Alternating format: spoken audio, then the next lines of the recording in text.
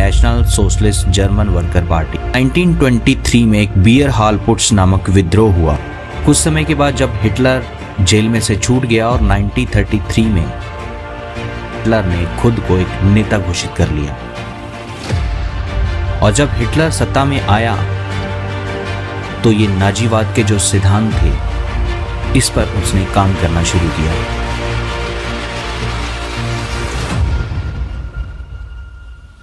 नमस्कार दोस्तों, अगर हम इतिहास को देखें तो अक्सर हमारे आसपास कुछ अलग तरह के झुंड, अलग अलग तरह की विचारधाराओं वाले लोग उठ खड़े होते रहे हैं और जिसकी वजह से अक्सर हमें डेंजरस रिजल्ट भी देखने को मिले हैं।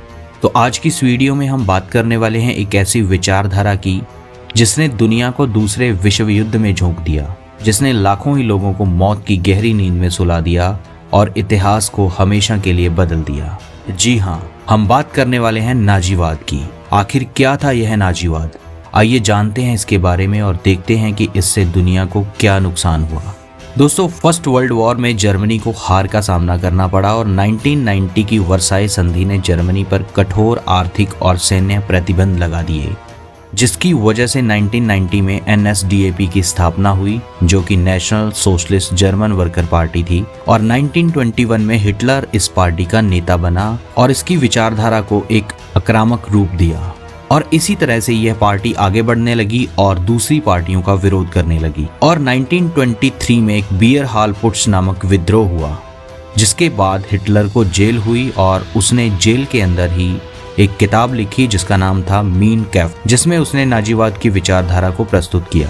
कुछ समय के बाद जब हिटलर जेल से छूट गया और फिर 1933 में हिटलर जर्मनी का चांसलर बन गया और संसद में आग का बहाना बनाकर उसने राजनीतिक विरोधियों को कुचल दिया और सभी विपक्षी दलों पर प्रतिबंध लगा जर्मनी को एक दलीय राज्य बना दिया। और 1934 में हिटलर ने खुद को एक नेता घोषित कर लिया और इस तरह से हिटलर सत्ता में आया। और जब हिटलर सत्ता में आया तो ये नाजीवाद के जो सिद्धांत थे इस पर उसने काम करना शुरू किया। और इसके कुछ मुख्य सिद्धांत थे, जिसमें सबसे पहला सिद्धांत था जातीय श्रेष्ठता। नाजी लोग ये मानते थे कि जर्मन के लोग ही शुद्ध आर्य लोग हैं और सबसे बुद्धिमान, शक्तिशाली और वीर होते हैं। और उनका मुख्य उद्देश्य जर्मनी को एक तानाशाही राज्य बनाना और आर्य नस्ल को दुनिया में श्रेष्ठ साबित करना था। बाकी के लोग जैसे कि यहूदी, सलावा, रोमा और विकलांग लोगों को हीन समझा जाने लगा। इसका दूसरा सिद्धांत था तानाशाही। नाजीवाद में एक ही व्यक्ति की सत्ता थी, जो खुद हिटलर था।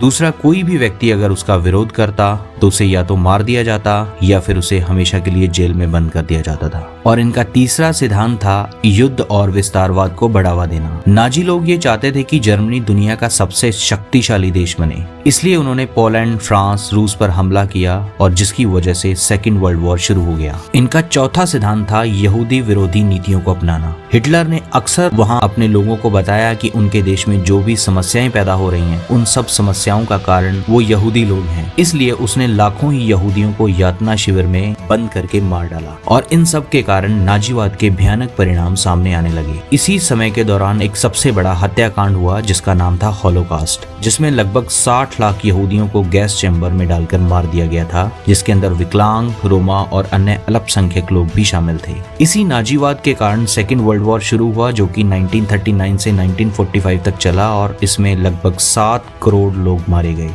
फाइनली 1945 में जब जर्मनी युद्ध में हार गया और हिटलर ने आत्महत्या कर ली और इस तरह से यह शासन खत्म हो गया। आधिकारिक रूप से बात करें तो यह पार्टी, जो कि नाजीवाद पार्टी थी, 1945 में ही खत्म हो गई थी। लेकिन कुछ कट्टरपंथी गुट आज भी नाजी विचारधारा का समर्थन करते हैं, जिसे नियो नाजिज्म कहा जाता है। नाजीवाद ने संसार को सबसे बड़ा युद्ध और मानवता के खिलाफ अपराध दिए।